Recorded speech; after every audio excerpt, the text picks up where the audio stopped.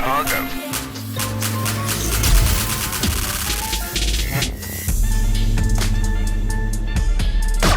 What is going on, YouTube? Welcome back to the channel. I'm here with my man Galix, the General, the villain of Orlando, the one that your lady or your man told you not to worry about. What's going on, man? What's going on, Gudo? Good to be here. How you been, buddy? Going good. I had a little hiatus for about a week. The kids have been sick, but we're trying to get back on schedule, dropping videos for you guys. Today we wanted to go through a discussion. We had a recent PQ here in Orlando at the Collective, which was a fantastic venue, if you ask me. I thought it was the best one that I've been to so far. What do you think? Yeah, I'd say the guys over there have been doing a lot of work expanding that shop. This is their second expansion, I believe. This is the second building that they've expanded over into in the last 6 months, and I think that was their opening day was for the PQ. Yeah, I had no clue that side even existed. We had 3 bathrooms going. They had a snack bar. They had a whole Star Wars Unlimited bulk section where people can sort through and buy cards, and it was just good vibes.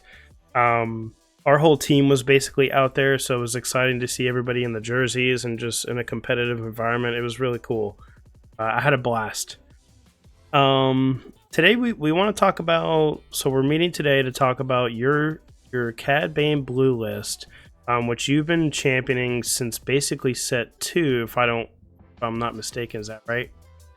Correct. Yep. I've been playing Cad Blue since, I think, 2 weeks after release of set 2. My first pre-release, I actually opened up, what was it? I got a Forlom, a Zuckuss, and 2 Bazines and a McClunky in my pre-release kit, so I went Cad Yellow. I went undefeated at the pre-release with it, and I fell in love with him. I was like, he's not that great, one ping. I come from playing in Magic, the Gathering a lot. I used to play a lot of high-end events for them, and usually giving your opponents a choice is really bad. But he was just the best leader that I had in the pool of cards, and once I started playing with him, I'm like, he's not that bad. He's pretty good. No doubt. And you see now that he's been in the meta for a while, mostly in the Tarkentown color, but what inspired you to go blue in the first place, as far as Premier went with the Cad Bane deck? So my initial Cad list when I first started playing him was Cad Yellow. I was playing him specifically, that was back when Boba Yellow was still a menace and transitioning into Boba Green, and the most powerful thing you can do on 4 resources was Cunning. And then also you had access to the Underworld package with Forlom, Bosk, Zuckuss, and you also have a lot of valuable resources, Crafty Smugglers, Hotshot Blasters, Jetpacks. It was just very, very strong at the time. And then shout out to George the Hulk. I ran into him at an event. It was the first time I met him, and he saw that I was playing Cad Yellow, and he had just taken first place at the Tampa Open, I believe, with a Cad Blue list. It was either him or Michael, one of the other 2 that is on his team, and he sent me his Cad Blue list, and I made some modifications, and I fell in love with the color combo ever since.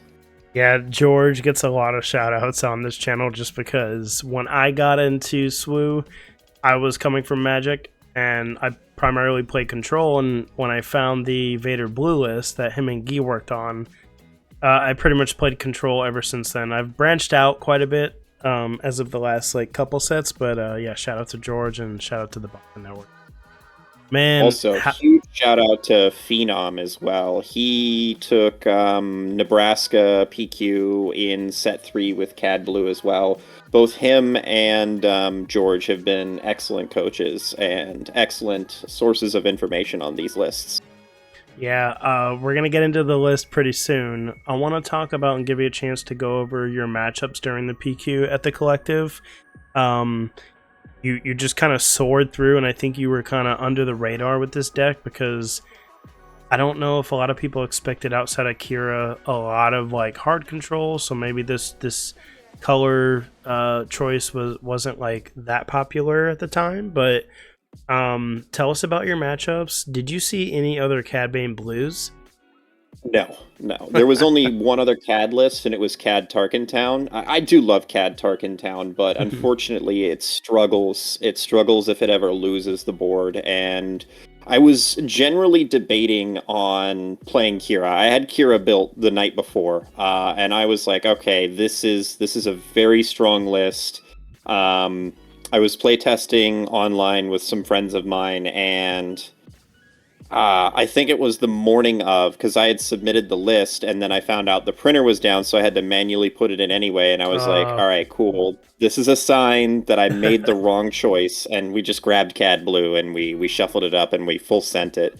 We were going with the idea of 3 decks in mind: Han Solo, Data Vault, either Han 1 or Han 2. I saw a couple of them. Kira, as well as we were looking for Sabine, and we did find all of those matchups, and I'll go into details on those. But absolutely, still a very strong deck, still has legs, and I'm glad that I ended up playing Cad Blue at the event. They're calling you now for your list. Oh, they're calling, yeah. They're calling you for the list. They're like, oh no, don't give out the secret tech. We'll pull that up while we go through matchups so people can get an idea of what we're kind of talking about here to go along with it. So I've got the list pulled up.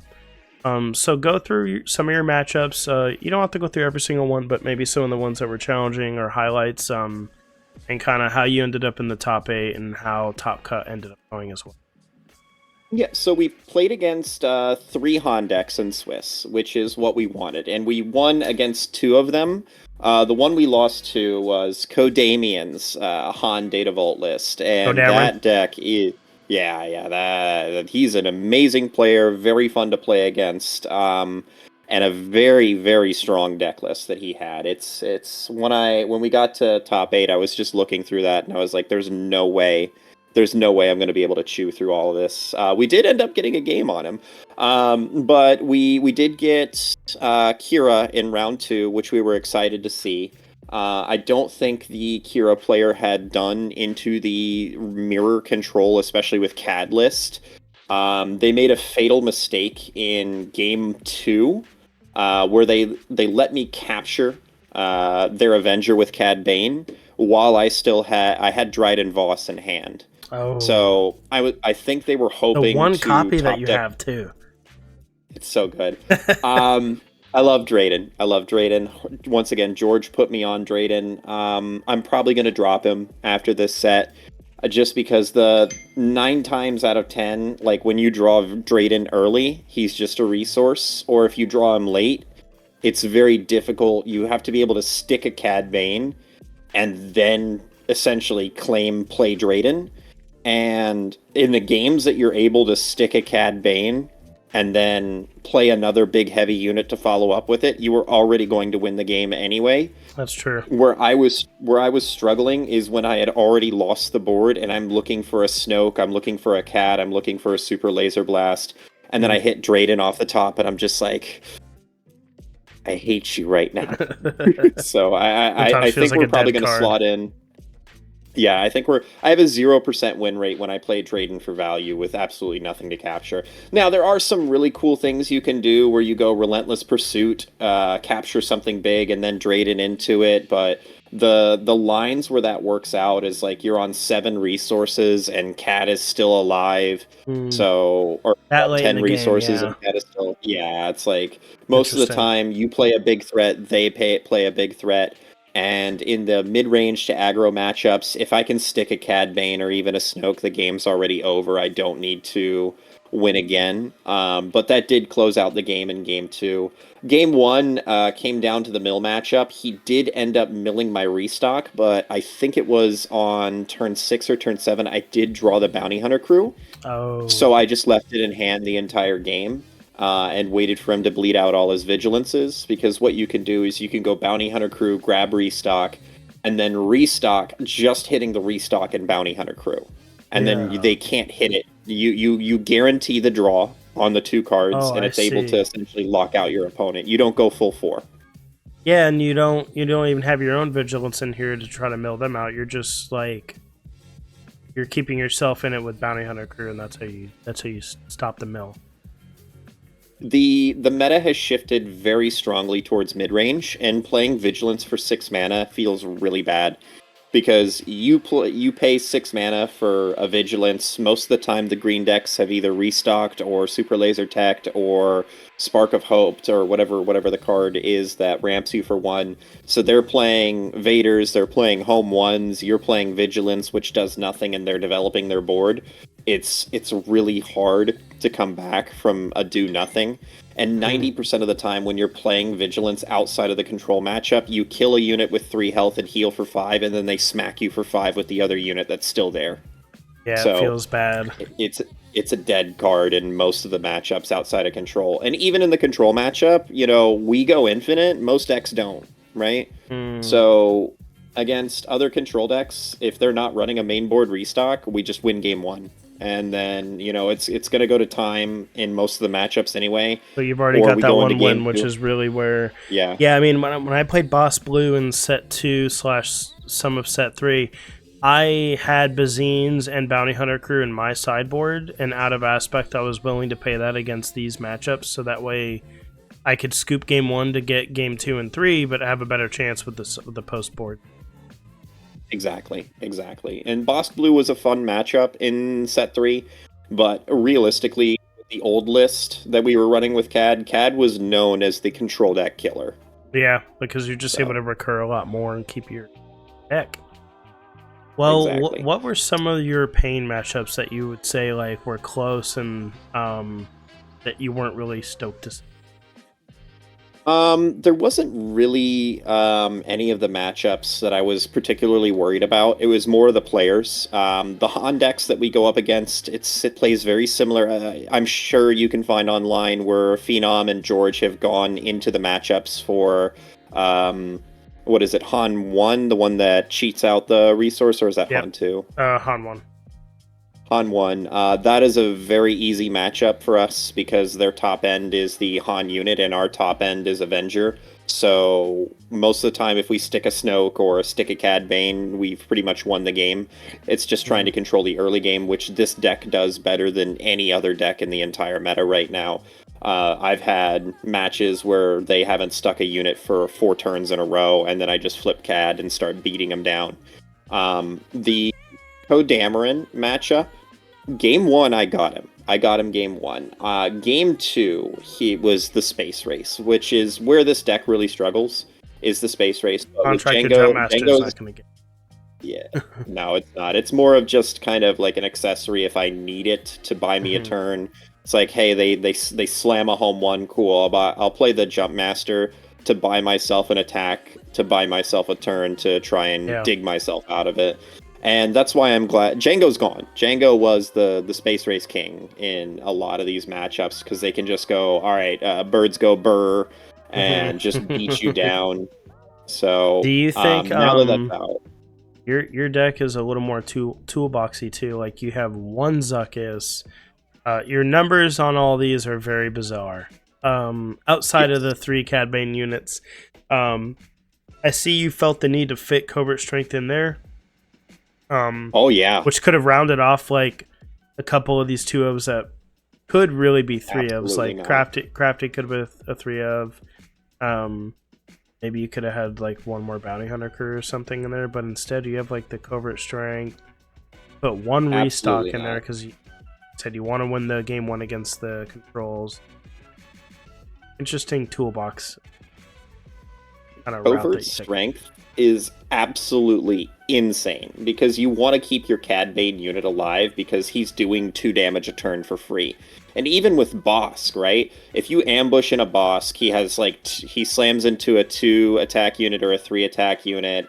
If he manages to stick, or if you're doing it on turn 6 for your Cad Bane flip turn, you ambush Bosk and then you go Covert Strength on Bosk. Bosk is now healed up back to 5 health, right? And he does an additional 2 damage. And he's alive now with 5 health. And you can flip Cad Bane in the same turn. So you have a bunch of health on the board. Super Plus, cool. it smuggles. it's smuggles. Yep. So like you can see there's a bunch of smuggle cards in this deck. Once again, courtesy of George the Hulk, he put me on the covert strength. But he was playing it more into the Django matchup just because of all the indirect damage. It was really good. But even going flip Cad, power the dark side, they swing something into it and you go covert strength on Cad. Cool. Cad's now 5-6 health and swings for 5 and can trade with almost anything. It's he becomes very a problem. Good. Yeah, your sideboard though. Is the client in there just maybe against Sabine? Originally it is. It's kind of a bait. I didn't bring it in any of the games at the PQ. I think I'm probably going to drop him. I've ran him specifically because he's a threat that Sabine players have to deal with. They can't let the client stick. He's also shielded, which is hilarious when you play him on turn 2, and then you hotshot blaster him into a Sabine or into another unit, or into like a K2, and now he's a 4/5. Yeah, no, I love the client. And he'll end up healing you up so much at the end of the game. You're not paying attention to him for like 1 or 2 turns, and that's all you really need. Like if you're able to claim 2 bounties, then that should win you the game. I feel like the action economy is too tight right now for him, just from the games that I saw. Like going in against the Han decks, like if you're wasting an action, like that damage is going to come at you anyway when you could have just used your action to kill the unit itself. Client is getting dropped from my list moving forward. There's other problems that are brewing in the meta right now. Have you been, and so are you going to, what other PQs are coming up? Are you going to the Kissimmee PQ that's coming up? I probably won't be able to make it. I have some stuff with work, so I probably won't be able to be in attendance. I would like to, but I just don't know yet.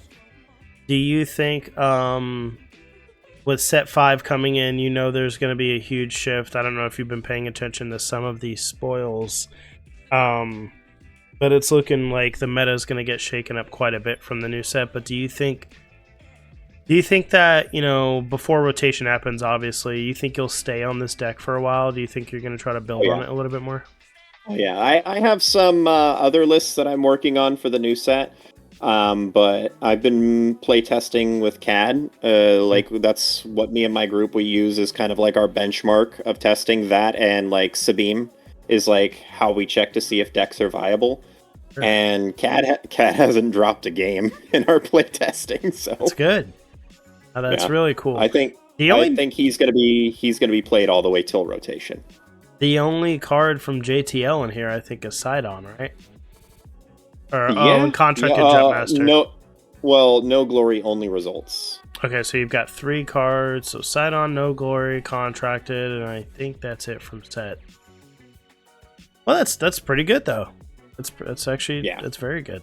I know the Underworld Villainy package is just too good. And there's some cards that have been spoiled that I'm so. And we're gonna do a separate video on spoils. I just have to get to recording it. Just because they've been dropping so many, I'll have to set some time to record that one. But yeah, great deck list, man. You've been running it, at locals when you're feeling mean. You bring this out, and it's always a problem. When I'm not running Rex, or when I'm not running Grand Inquisitor.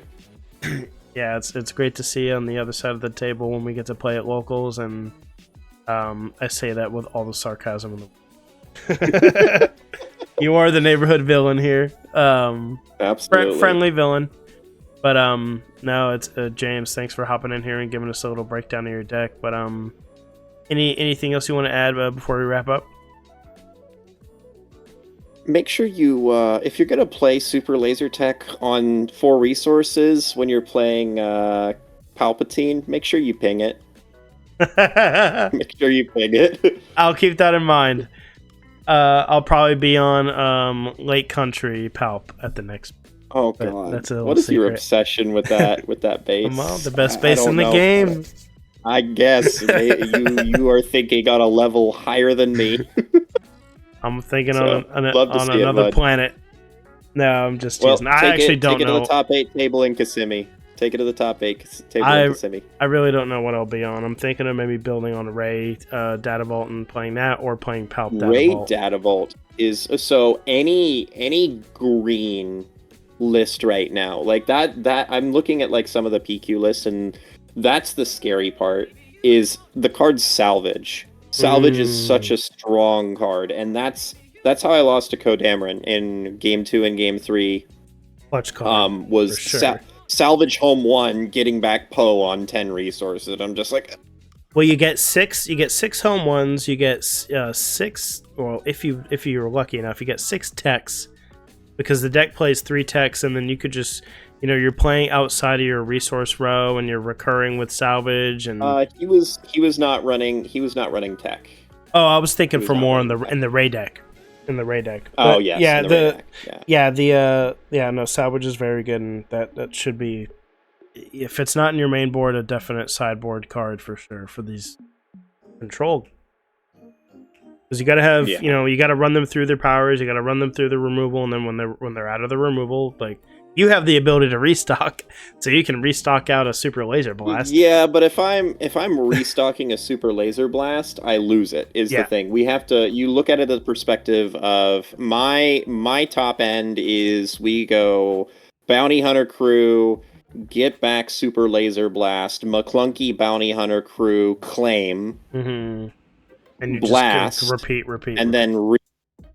So, like, you can soft block your opponent out of the game, but like your timing has to be very, very perfect, and that's what a lot of these matchups were. Is like, some of my opponents just didn't know the timing, and I do, because I've been playing this deck for almost a year now.